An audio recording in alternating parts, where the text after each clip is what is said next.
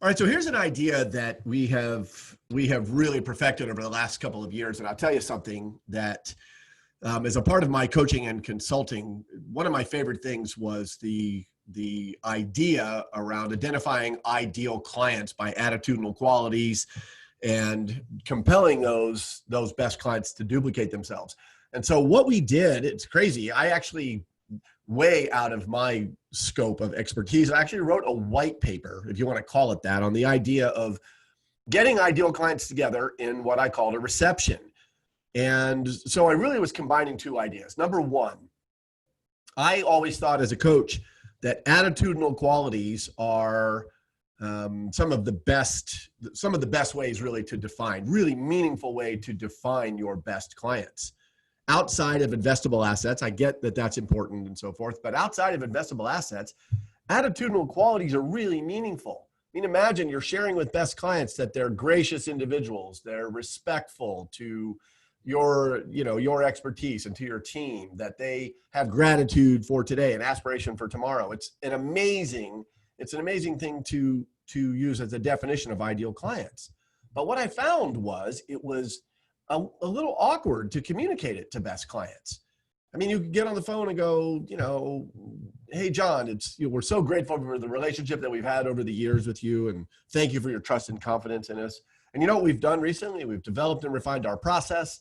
We know who we're best suited to work with, and we don't expect to be all things to all people. We don't want to be all things to all people, and you guys know how that goes. And we've defined our ideal clients. And you know what? Turns out they're people just like us and people just like you. And I just want to let you know that you're a gracious individual and respectful of our team. And we know that you have aspiration for tomorrow. And listen, it's meaningful, but it was just awkward. So I thought, what if we combine the idea of getting ideal clients together and sharing that, and also the idea of a workshop of sorts. Now, I want you to kill the word workshop and kill the word seminar. We're going to use the word reception. Think of when you say the word reception, what comes across your mind? You're thinking of a wedding reception or, maybe a graduation reception. It's more casual, isn't it? There are people that are milling around, maybe you have a drink or an hors d'oeuvre or something like that. And so think reception, and we want to communicate that. Remember, the words matter, professional contrast. And so what we did was we built this presentation and we built a brochure to communicate this. So here's an example of that. And now remember, reframing your best clients. We've talked about that previously. Reframing your best clients is one of the most powerful things you can do after you define your brand. They're the first ones you want to sit down with and say, hey, you're the important one. We've developed and refined our process, and there are services that we're going to make available just to you, and on and on and on. We've covered that. So reframing your best clients, communicate your value. And we want to make sure that, listen, who do we want to duplicate? It's our very best clients, and now we're going to teach them how and compel them to do so. And of course, we've talked about that. So on the cover, brand and process, your brand imagery. We've talked about that also, what we do at Protocol to identify your brand and then bring it to life. So there's the cover. And on the inside is the secondary brand. On the left-hand side there, page 2, and then a meaningful quote, something that we either work with you to find or something that you've used before on page 2. And on page 3, right there in the face of your very best clients as they mill around the reception, is the definition of ideal client and what it means to be part of this group. Now, here's what I can tell you. I've participated in, I don't want to say co-hosting because I'm not really the host, but I've participated as a consultant in many of these, probably 15 of these, where my job is to kind of mill around and watch what's going on and gather information. And I'm going to tell you something. When a best client of yours comes to a reception, you hand them something to read. You don't have to say, hey, welcome, come in, make sure you read this. Of course they will. And I watch when they do. And every time your best clients get to page 3, defining our ideal client, attitudinal qualities, there's a moment of recognition. I can see it. They raise their eyebrows, they kind of nod their head. They're like, wow. I mean, here it is. You've defined me as an awesome individual. And yes, I am.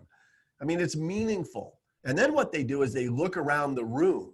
And I've watched people, you can actually see them mouth the word 17, 18, 19. They're counting other people in the room, which is why we focus on keeping the ideal reception small. If you have more than 20 ideal clients, you're going to talk to us about, let's divide it into 2 receptions, because the feeling of exclusivity is really, really important here. Okay.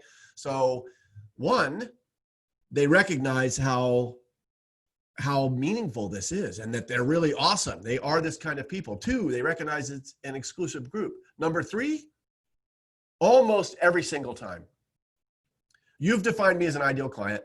I am that person. And you know what? Human nature component, I hang around with people that are just like me. And so we know your best clients connect the dots and go, wait a minute.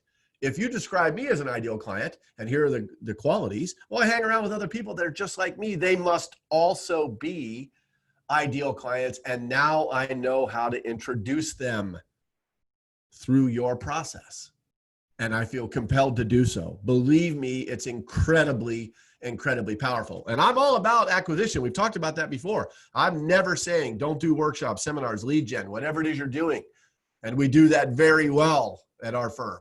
I'm not saying to stop that. The question I'd have for you, though, is why do we spend all of our time, money, budget, resources, experience on trying to convince new people instead of teaching the already convinced to convince others on our behalf?